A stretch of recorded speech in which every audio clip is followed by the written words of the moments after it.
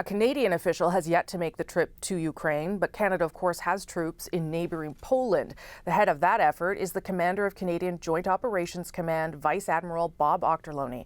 This week, he was one of 61 Canadians sanctioned by Russia.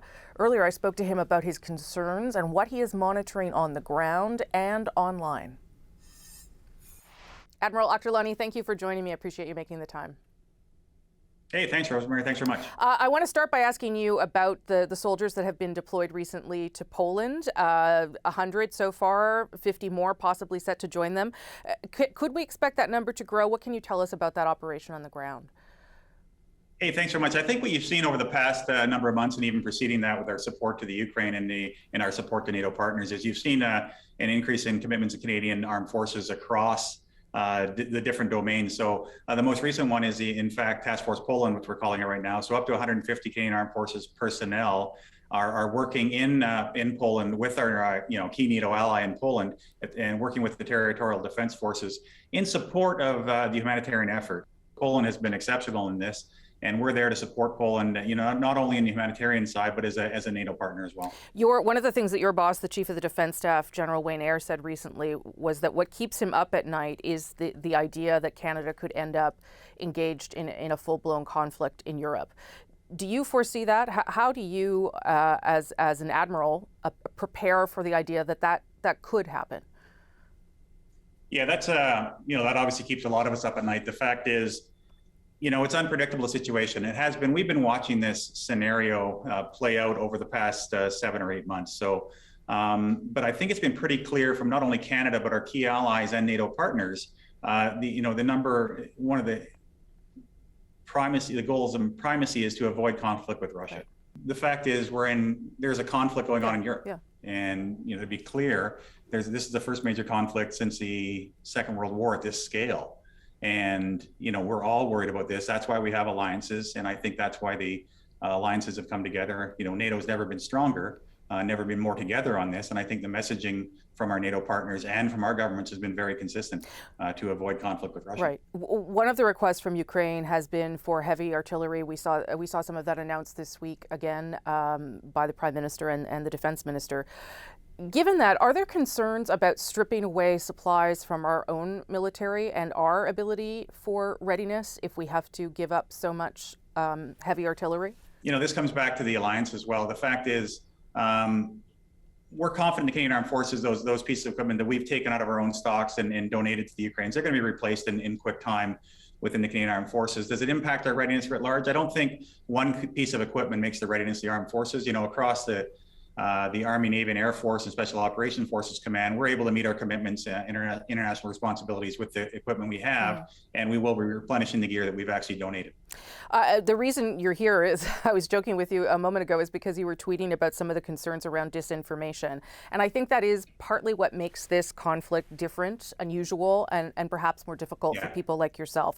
What does that disinformation look like? How complicated does it make your job? What I think you see now is Russia utilizing all elements of national power across the diplomatic means, across the military means, across economic means, and specifically across the information domain, to execute their intent in that region. I think, and that ties in not only, all aspects in terms of elements of national power, that is further exemplified by how the warfare is being conducted. We're comfortable in talking about conflict in the land, sea, and air domain where Army, Navies, and Air Force they combat. But today, in what's happened and what you're seeing playing out in Ukraine is it's actually happening in not just the three terrestrial, the domains we're comfortable talking about. It's also happening in cyber, it's happening in space, and it's happening in the information domain. So not only the land, sea, and air, which we're generally comfortable with talking through history, but now cyberspace and the information domain are heavily contested. The information domain is heavily contested with, information, disinformation, misinformation, truths, untruths, and biases. And what I tried to do when we sent the reason you got a hold of us is we're trying to provide that unbiased, factual information to Canadians so they can make their own informed choice. The communications security establishment with whom I assume you're working on these kinds of things says that Russia's targeted the Canadian military in its disinformation campaign. What does that look like, and how does that change the risk factor for your members? Yeah, that's a great question. So we work, you've just highlighted, we're no longer working just in those 3 domains, working in cyber daily, working in the information domain to make sure that we can get truth out. The cyber domain as well is contested. You're seeing Russians in the build up to the conflict extensively use the cyber domain to impact Ukraine and its industries, its government, its banking. The same thing is happening across government. This is no secret. It's not something new to 2022. This has been happening for a decade and longer than a decade.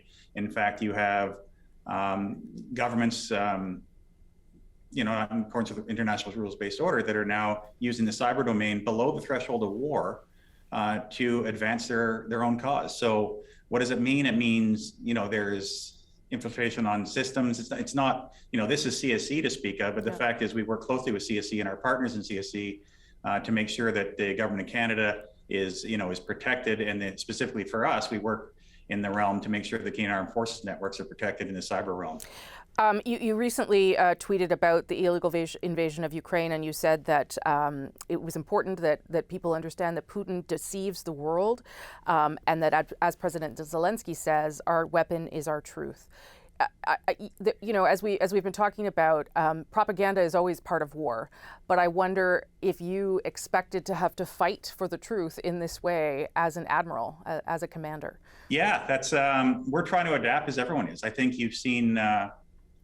To be quite frank, in the information domain, the Ukrainians were doing a fantastic job. I mean, President Zelensky has done a phenomenal job at this, really ahead of the information space, and it's working. I don't want to say it's going to turn the balance in the war, but it's working in their favor. Right. And it's working so well. What you've seen is the Russians have in fact clamped down on information. So they have shut down most social media networks. There's no accessibility to the internet. So the information space has become contested. It's now become contested in Ukraine and in Russia. And Russia's response to this was actually shutting down their own information. Mm-hmm. So their citizens don't have the information that's available. They're only receiving information from the government. Finally, we are, 60 days or so into this conflict, perhaps longer than any of us had expected. What do you think is the outcome, Admiral? I know that's not an easy question, or perhaps a fair one, but what are your hopes for what the outcome will be? Yeah, that's a loaded question. Thanks, Rosemary. We've been, Canada's fostered a very close relationship with Ukraine. We have an inherent bias in support of Ukraine. They're standing for freedom right now. They're standing up for the international rules-based order, and we're there to support them. But your point is bang on, and this is really key. The fact is, in the here and now, our support to Ukraine is supporting the warfighter in the field. But we see at some point there will be a transition to peace, and at some point there will be a peace. But we don't have the time frame on this because the fluidity of the battle space doesn't allow us to do that. All right, Admiral, we'll leave it there. Thank you so much for your time today. Hey, Rosemary, thanks very much. Have a great day.